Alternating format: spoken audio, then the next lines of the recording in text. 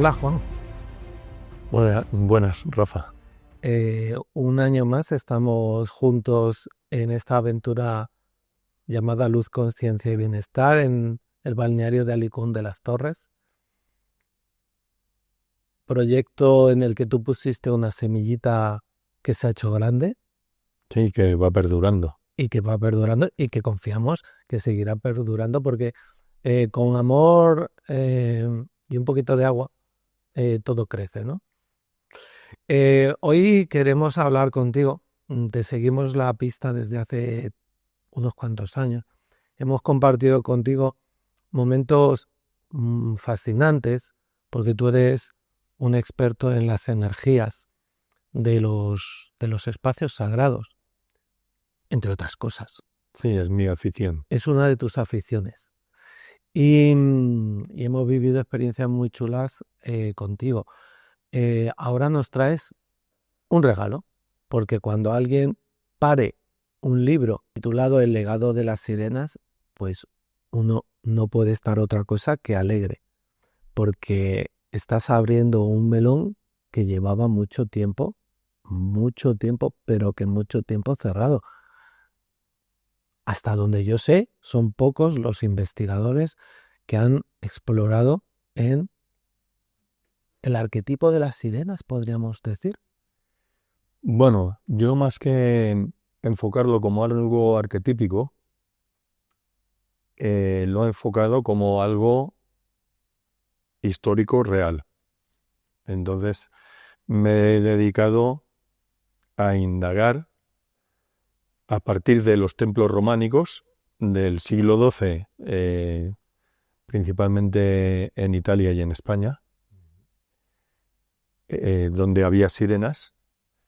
¿Qué representan, qué significan? Y luego he estado buceando en la historia universal, diferentes culturas, historia azteca, historia hindú, mesopotámica, egipcia, por supuesto cristiana. ¿Qué son las sirenas? Porque Y yo preguntaría, ¿qué pinta una sirena en una iglesia románica? Y me consta porque mis ojos las han visto, que es así. claro, aquí lo primero que habría que discernir es que hay dos tipos de sirenas. Hay las sirenas de la época clásica, que son seres alados, es decir, son mujeres pájaro, Mm. y que, según la historia, estaban al servicio de la diosa de la tierra, Deméter, para encontrar a Perséfone. Perséfone era su hija, que fue secuestrada por el dios del inframundo, Hades. Y entonces las sirenas se dedicaban en equinoccios, es decir, en primavera y en otoño, que era cuando cambiaba el clima de la tierra, porque según la leyenda, Deméter se ponía triste cuando Perséfone iba al inframundo, entonces la tierra se volvía yerma. Y luego, cuando volvía del inframundo en primavera, pues se alegraba. Entonces, en estas dos épocas de los equinoccios, de primavera y de otoño, pues las sirenas estaban buscando ese paso al más allá. Y estas sirenas eran sirenas aladas. Era una reminiscencia de un espíritu funerario de los egipcios, el Ba.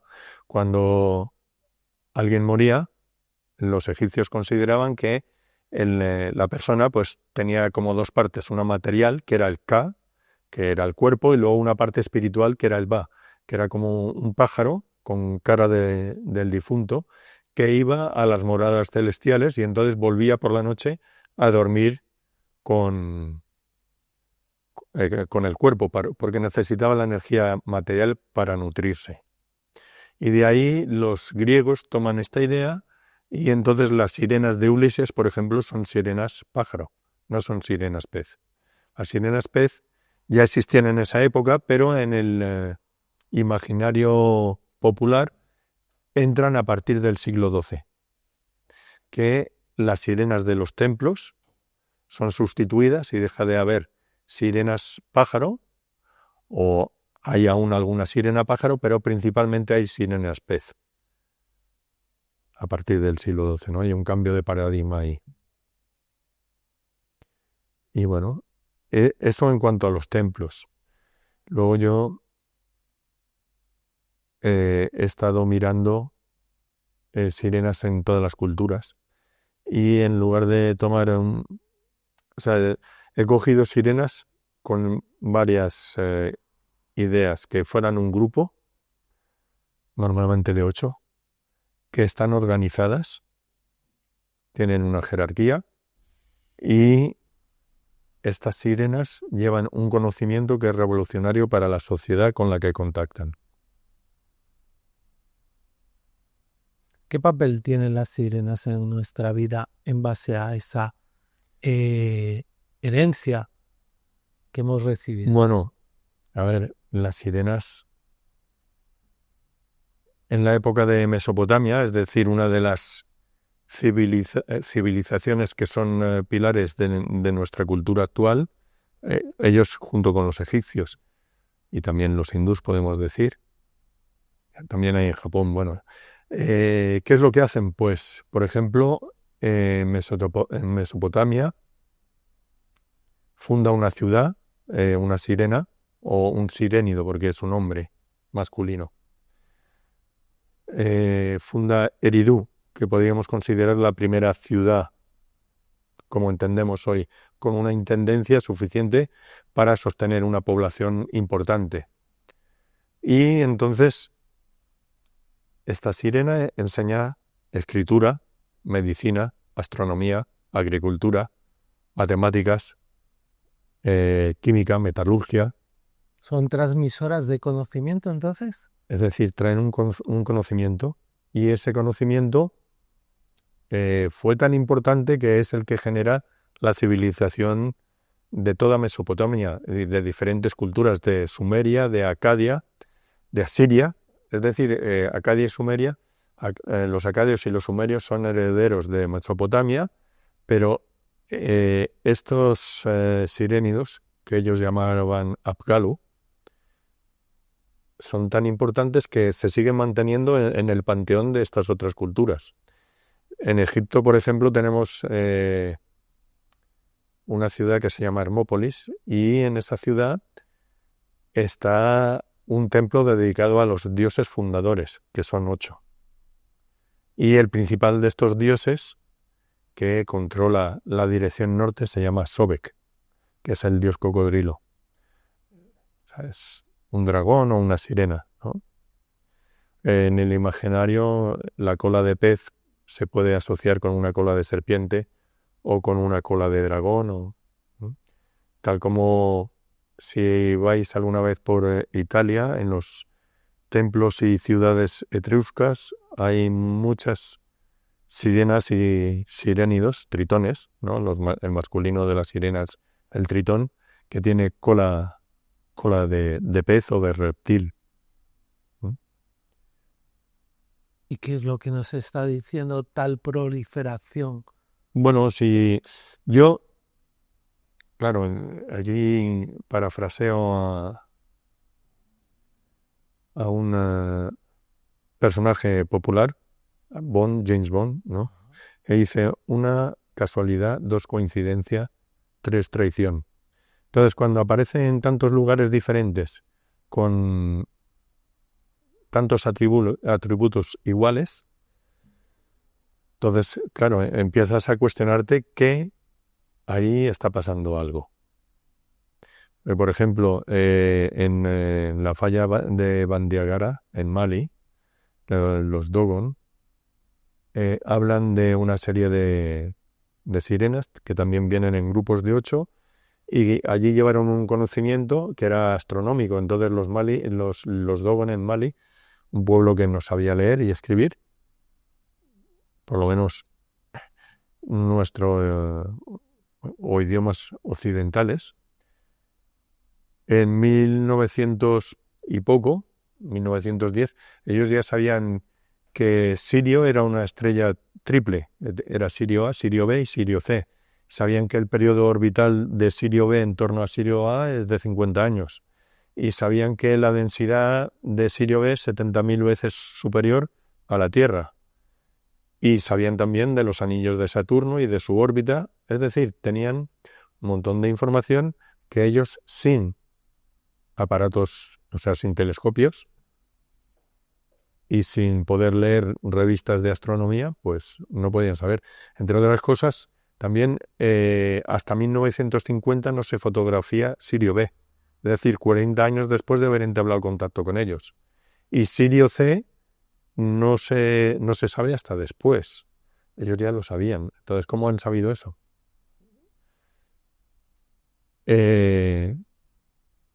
Entonces, luego, a mí hay otro hecho que me sorprende, es que se me ocurrió poner sobre un mapa todos los puntos donde han aparecido sirenas con, digamos, con estos requisitos, que fueran grupos estructurados y que llevaran un conocimiento que revolucionaba una sociedad. Y entonces lo que he descubierto es que con miles de años de distancia y miles de kilómetros de diferencia aparecen formando los ejes que podemos encontrar en un templo, es decir, el eje norte-sur, el de los equinoccios, que es el este-oeste, y los ejes de los solsticios.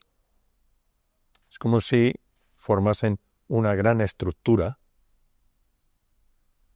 de miles de kilómetros de distancia, pero con una precisión rayana en la locura, ¿no? Porque, por ejemplo, el lugar donde aparecen en Irlanda, en Larné, a la falla allí de Bandiagara, a una zona de lagos que está muy próxima a la falla, hay casi 5.000 kilómetros. En estos dos lugares está documentado, o sea, en Irlanda hay un par de libros de la Edad Media que explican que llegó una sirena, cómo llegó todo esto, y dicen de dónde llegó, dónde la llevaron, y bueno. Si tomamos en cuenta estas referencias, pues en casi 5.000 kilómetros hay un grado de desviación con respecto del eje norte. Eso es algo increíble, ¿no? Nos sorprende que la pirámide de Keops en Egipto, en 100 y pico metros, tenga 5 centímetros de desviación, ¿no? Con respecto a las alineaciones que la definen. Aquí, o sea, en casi 5.000 kilómetros tenemos un grado. Esto es. Y luego, de allí, de Mali, de Bandiagara a Eridu, en Mesopotamia, es prácticamente al milímetro, 62 grados, que es la salida del sol del solsticio de verano en Eridu. Entonces, si continuamos este eje, porque de Irlanda allí a Eridu hay 100 grados, entonces yo lo que hice es prolongué desde Irlanda, desde Larné, hasta una población que se llama Zahak, que está en la frontera entre Persia y Afganistán, que hay una zona de grandes lagos allí. Y entonces de Irlanda allí hay 100 grados, hay 90 grados, y desde Bandiagara allí a Zahak hay 62 grados. Es decir, que se mantienen las orientaciones. Allí en Persia hay una leyenda que había un rey que fue hechizado por una especie de mago, una especie de genio del mal, y a este rey le crecieron 2 serpientes, una en cada hombro. Y bueno, de nuevo tenemos un ser con serpientes, ¿no? Que devoraba a los hombres. En este caso es muy negativo. Pero el personaje este se llama Zahak, igual que la ciudad y los lagos estos donde nos llevan los ejes del equinoccio y del solsticio de verano. Y luego esta ciudad Hermópolis, está sobre, que he hablado antes, es donde están los 8 fundadores, Homonum, creo que se llaman, con Sobek a la cabeza, el dios cocodrilo, y desde aquí a Larné, en Irlanda, hay 120 grados, que es la salida del sol del solsticio de invierno allí. Es decir, que hay una estructura internacional que refleja los ángulos de los templos. Cuando menos es curioso. Y claro, son civilizaciones a miles de kilómetros de distancia, con miles de años de distancia, que no saben unos de otros, porque dudo mucho que en Irlanda supieran algo de Eridu, o supieran algo de los dogones, o... Está claro. Entonces, claro que si tú te pones a investigar y encuentras esto, como mínimo te llama la atención. ¿Y cuál es la hipótesis para ti más plausible? Bueno, aquí hay una gente, por llamarles de alguna manera, que han venido y que están por ahí y que nos han ofrecido un conocimiento que nos ha permitido evolucionar en una dirección que a ellos les interesaba. Y esto nos ha llevado al punto donde estamos hoy en día.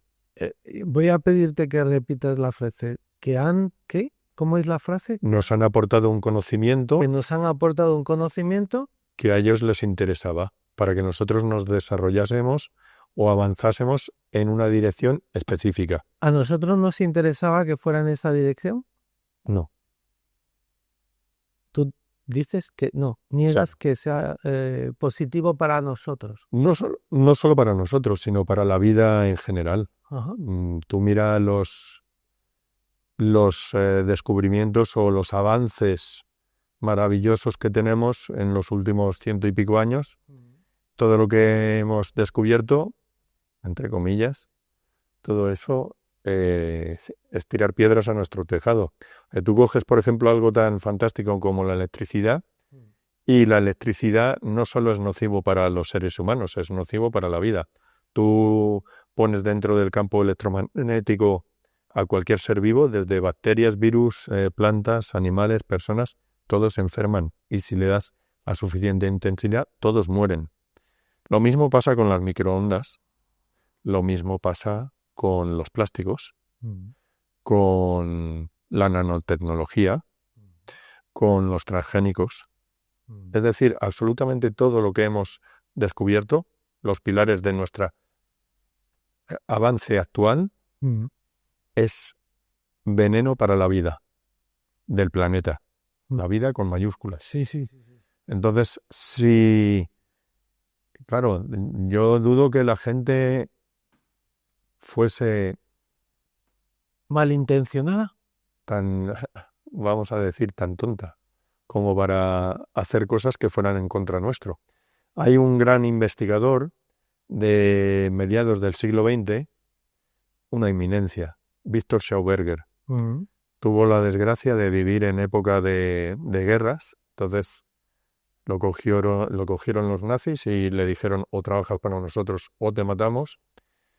Y luego, cuando acabó la guerra, los americanos lo llevaron con él consiguió, con ellos lo llevaron a Estados Unidos, él consiguió salir de allí, y cuando llegó aquí duró una semana. Murió a la semana de volver a Europa, murió. Este señor decía que la tecnología que tenemos es contraria a la vida. Pues decía, el motor de explosión lo que hace es que extiende una molécula, la rompe, la destruye. Los filtros que tenemos, en lugar de dar potencia al agua, la debilitan porque le van quitando partes. Entonces, claro, me podrías preguntar, ¿y cómo vas a filtrar algo si no lo separas? Pues Víctor Schauberger lo hacía uniendo. Él creaba un vórtice, un remolino de agua tan intenso que los solutos que estaban en suspensión en el agua se compactaban, se solidificaban y precipitaban en el fondo, y el agua quedaba limpia y potenciada, no debilitada. Y entonces él desarrolló una serie de motores basados en las espirales de agua. Él decía que si permitías al agua caer con una geometría específica, desarrollaba más energía que la que había costado subirla. Ahora yo tengo amigos ingenieros que me dicen que eso no es posible. Pero claro, si tú creas una espiral con otra espiral interna que va girando, entonces tienes 3 momentos de inercia: el de la caída, el de la espiral primera y el de la espiral segunda. Y con esos 3 momentos de inercia, con una geometría específica, yo creo que él podía hacer un motor continuo. Bueno, este hombre consiguió logros como llevar troncos que pesaban, o sea, eran muy densos, pues se hundían. Sin embargo, él los llevaba durante más de 50 kilómetros por canales. Eran unos canales con unas modificaciones especiales y el agua hacía que tuviese una dinámica especial y sostenía esos troncos perfectamente durante más de 50 kilómetros. Entonces, a él lo contrataron en explotaciones forestales de Austria y de Alemania. Él era austríaco. Y bueno, construyó una central hidráulica, que con la quinta parte del volumen de agua generaba la misma cantidad de electricidad que otra central con 5 veces más de agua. Entonces él entendió cuál era la dinámica interna del agua y en sus inventos, en sus descubrimientos, aplicaba ese principio. Permitía al agua que fuera como es, potenciaba su naturaleza y entonces obtenía resultados increíbles. Entonces, nuestra tecnología podía haberse desarrollado en esa línea, en lugar de la línea que tenemos, que es toda contra la vida. ¿Y qué te hace toda esta deducción? ¿Qué te hace pensar? ¿Qué me hace pensar? Bueno, porque la legitimidad del ser humano está precisamente en eso, ¿no? Es decir, el derecho de todo ser humano es de momento nos queda eso. No, veremos lo que dura, pero de momento nos queda eso. Entonces, para mí, lo más importante es que hay otras maneras de hacer las cosas, que hay otras posibilidades que podemos explorar y desarrollar. Y aunque es difícil, pero no creo que esté todo perdido. Hay que indagar en esas líneas, aunque han sido copadas. Digamos, todas las patentes de Schauberger, igual que las de Tesla, igual que de otros científicos, están a buen recaudo, digamos, en manos de grupos de inversión. Pero, se puede hacer. Si no es en esa línea, es en otra. Y hay otras posibilidades, otras capacidades que podemos desarrollar, no solo a nivel técnico, sino a nivel como personas, como individuos. Lo que quiero decir es que el conocimiento que nos han ido facilitando las sirenas nos ha desviado de nuestra conexión con la esencia. Entonces, bueno, el otro día estaba viendo un programa, un vídeo de Mundo Desconocido, de JL, y hablaba de el batido de leche. Sí. El batido de leche, pues, es una leyenda hindú en el que los demonios y los dioses, los asuras y los devas, se unen fuerzas para recuperar su inmortalidad que habían perdido. Entonces, ¿cómo recuperan las fuerzas? Pues extrayendo fuerza vital de este plano, de este planeta. Y entonces, pues bueno, yo creo que eso forma parte de ese proyecto, de esa dinámica. Entonces, ¿qué nos queda a nosotros? Pues nos queda recuperar nuestra conexión, recuperar nuestra integridad, ¿no? Porque igual que se dice sigue el dinero, para entender cuáles son las dinámicas de un acto delictivo o de un movimiento social, ¿no? Tú sigues el dinero y se entiende.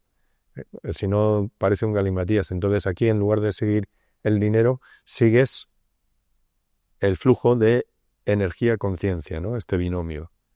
Entonces, si sigues el flujo de energía-conciencia del binomio, te das cuenta de cuál es nuestra salida. Nuestra salida es volver a recuperar esa energía, esa conciencia. Y ahí en el libro también hice un estudio pormenorizado de los templos y de dónde están las sirenas, porque las sirenas no, según lo que he visto yo, no son, digamos, el pecado, la lujuria y cosas así, sino que las sirenas guardan los ejes de la luz, solsticios, equinoccios y eje norte.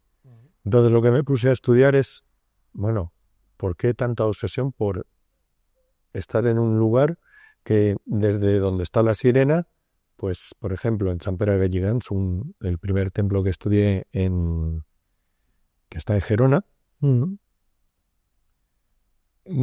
desde donde está la sirena, el eje del equinoccio marca el centro del ábside, ¿no? El punto medio de la nave. Y la salida del sol del solsticio de invierno te da la orientación de la nave. Y la salida del sol del solsticio de verano marca el punto de unión de la torre del campanario con la nave. Y el eje norte marca el primer pilar de los pies, o sea, tal como entras, a la izquierda hay un pilar, que ese es el que marca el eje norte. Si tú trazas una línea de ahí a la sirena, te da la línea norte-sur. Entonces, ¿por qué tanto interés? Y esto se repite en todos los templos. He estudiado unos 15 templos. Alguno más que no aparece en el libro. Hay un patrón que se repite. Sí, es una constante. Entonces, claro, lo que me he puesto a estudiar es, bueno, ¿qué pasa con la luz? ¿Cómo nos afecta la luz? Entonces, lo que he visto es que la luz, principalmente luz solar, no luz artificial, no es lo mismo. La luz solar lo que hace es que, por un lado, dinamiza las mitocondrias, pero va más allá. Lo que hace es que activa nuestra melanina. Nuestra melanina es lo que nos hace ponernos morenos, y esta sustancia, por ejemplo, hay un investigador, es científico y oftalmólogo, que se llama Arturo Solís Herrera. Este señor dice, mira, lo que más gasta energía en todo el cuerpo es el ojo. No me digas. Claro, que por eso son tan pequeños, porque si no, si fueran ojos así, no podríamos soportar ese gasto de energía. El cuerpo no generaría energía suficiente para que el ojo funcionase. Entiendo. Entonces, todos los seres vivos, los ojos son muy pequeños en relación a su tamaño. O puedes decir, él comenta, dice, en una ballena, claro, el ojo es así, pero la ballena tiene 30 metros. Pues claro. Claro, entonces el ojo es muy pequeño en relación a cómo es el cuerpo. Y dentro del ojo, lo que más energía gasta para visualizar, donde se hace la impresión cromática, es la retina. Y ahí, curiosamente, no hay ni un solo capilar. Es decir, si no hay capilares, no llega el oxígeno, no llega la sangre, no llega la glucosa. Entonces, si no llega el oxígeno, ni la sangre, ni la glucosa, ¿cómo produce energía para sostener esa función con tanto gasto? Y entonces es porque hay una concentración muy grande de melanina. Y Y entonces la melanina, él dice que se produce una fotosíntesis humana. Dice la fotosíntesis de las plantas se basa en la clorofila. Entonces la clorofila, ¿qué es lo que hace? Disocia la molécula de agua y obtiene 2 electrones. Esos 2 electrones son los que le dan energía a la planta. Pero la melanina no hace eso. La melanina disocia la molécula, obtiene 2 electrones, la vuelve a unir, obtiene 2 electrones más, la vuelve a separar, está uniendo y disociando la molécula de agua todo el rato, y entonces él decía que es unas 10.000 veces más eficiente que la clorofila. Y la melanina no solo funciona con luz solar, sino con todo tipo de energía, principalmente con la luz solar. Y se activa con el buen humor y con una temperatura adecuada, disminuye con el frío y con emociones negativas. Entonces, el sol también produce vitamina D. A partir de un tipo de colesterol genera vitamina D y contribuye en desarrollar y producir, digamos, infinidad de hormonas y en nuestro metabolismo. Entonces, yo lo que creo es que hay que retomar de nuevo el contacto con la Madre Tierra y con el Padre Sol, el ciclo con la naturaleza. Hay que volver a eso y eso nos da salud, nos da fuerza, nos permite desarrollar procesos cognitivos profundos y no necesitamos, a no ser que tengamos un desequilibrio muy grande, no necesitamos ni medicinas, ni apoyos externos, ni simplemente estando en contacto con la naturaleza. Y intentando no usar calzados de goma, a calzados de esparto como estos, o ir descalzo o calzados con suela de cuero. Eso nos permite conectar con tierra y aprovechar esa carga de 60 vatios que cuando estamos descalzos hay un trasvase de energía de la tierra a nosotros que se puede medir y eso permite que la sangre tenga un efecto que le llaman efecto Z, que es anticoagulante y es un efecto también antiinflamatorio. Es decir, toda la gente que tiene temas de inflamatorios o temas degenerativos, claro, si vas descalzo 5 minutos, no. Pero si tú lo haces, lo adecuas.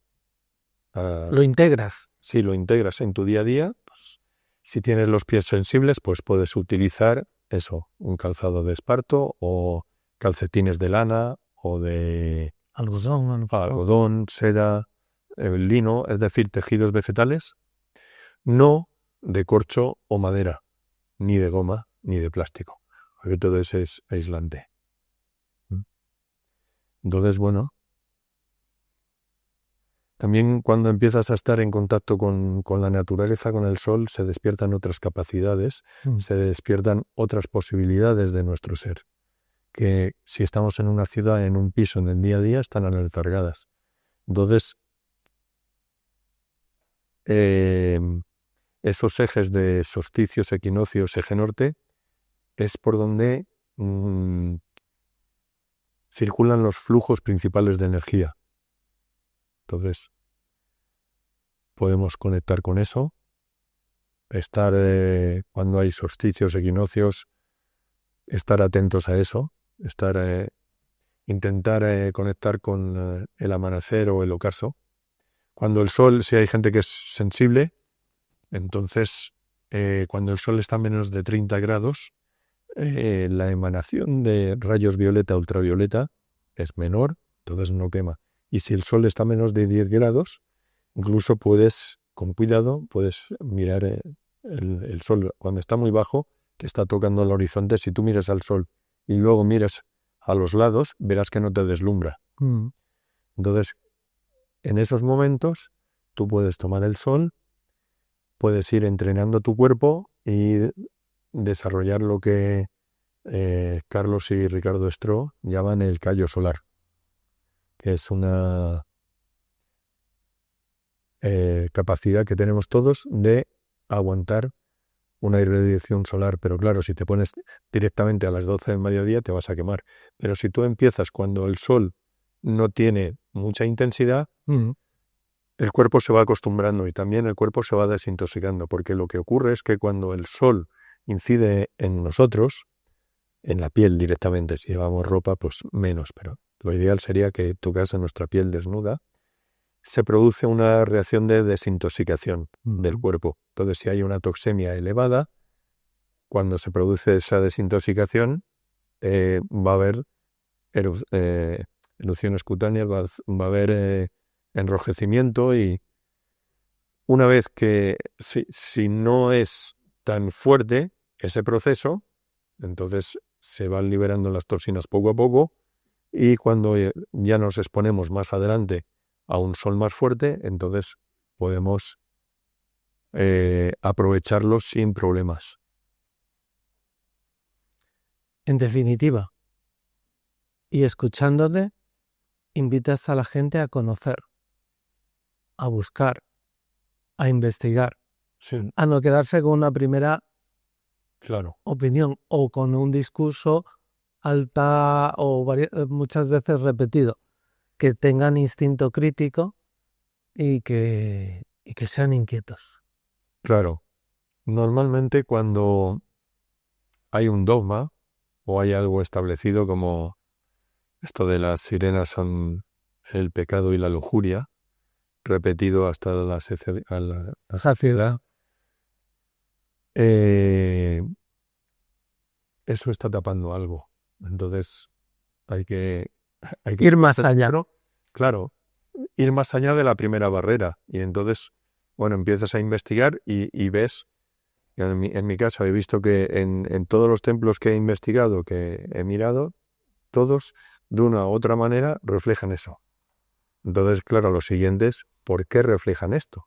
¿Por qué tanto afán en guardar estos ejes? Entonces de ahí me puse a estudiar qué es lo que ocurre con la luz solar o con la luz de las estrellas, ¿no? Y entonces, bueno, ahí pues luego, claro, lo pruebo, o sea, lo estudio, pero luego lo pruebo en mi cuerpo y veo cómo funciona. Veo si realmente eso es efectivo, si es funcional o si es una pájaro. Entonces veo que me funciona y entonces lo empiezo a compartir con gente. Y la gente, pues me dicen que a ellos les funciona. Por ejemplo, hicimos un viaje a Cerdeña y en el viaje a Cerdeña vino una muchacha que se había operado de los ojos y necesitaba de un colirio. Un colirio porque se le secaba mucho. Entonces hicimos esta práctica con el sol y al final, cuando ya nos estábamos yendo, después de una semana, me enseña el neceser y digo, ¿qué es eso? Y me dice, no, dice que tengo el colirio aquí y no lo he usado y tengo los ojos mejor que nunca. Porque el sol, cuando conectamos con él, aumenta nuestro yin. ¿Qué quiere decir eso? Pues que aumenta nuestro colágeno, aumenta las lágrimas, aumenta nuestra saliva. Es decir, todos los fluidos se potencian del cuerpo. O sea que si estamos al sol con conciencia, claro, es difícil tener sed. Y también el hambre disminuye. Y ahí conectamos con también toda esta gente que hace sun gazing. O hay una señora australiana que se llama Jasmuheen y ella pues lleva varios años viviendo de luz. Tenía su sistema. Es decir, que eso es posible. Hay gente que lo hace. Entonces, bueno, igual no hace falta llegar a ese extremo de prescindir del alimento sólido, por lo menos en una primera instancia, en una primera etapa, pero sí que es algo que nos va a mejorar la salud, nos va a mejorar nuestro tono vital, nuestra energía, nuestra lucidez y, por lo tanto, la calidad de vida. Y es gratis. Solo tienes que salir al sol de una manera consciente. Entonces, claro, no es ir ahí y ponerte crema solar. Eso es lo último. Entonces, si tienes problemas con el sol, te es muy sensible, El sol. sales o prontito o tarde, ya cuando el sol le falta poco, y poco a poco vas aumentando ese margen y en no mucho tiempo podrás estar todo el día. No sé si muchos de ustedes conocían ya a Juan. Lo que está claro es que, bueno, es un placer aprender tanto y que nos abra puertas de conciencia para que nosotros las atravesemos. Gracias por tu labor de investigación, por ese legado de las sirenas que pronto tendremos en nuestras manos como publicación y bueno, no vas a parar de investigar, no vas a parar de... Yo me lo paso bien, lo disfruto cuando encuentro una línea, un filón, de ver qué sorpresas me depara ese camino y luego, claro, compartirlas con todos vosotros, pues es un placer. Pues te animamos a seguir haciéndolo porque dicen que el conocimiento nos hará libres. Ahí estamos. Muchísimas gracias. Un placer, Rafa. Hasta luego.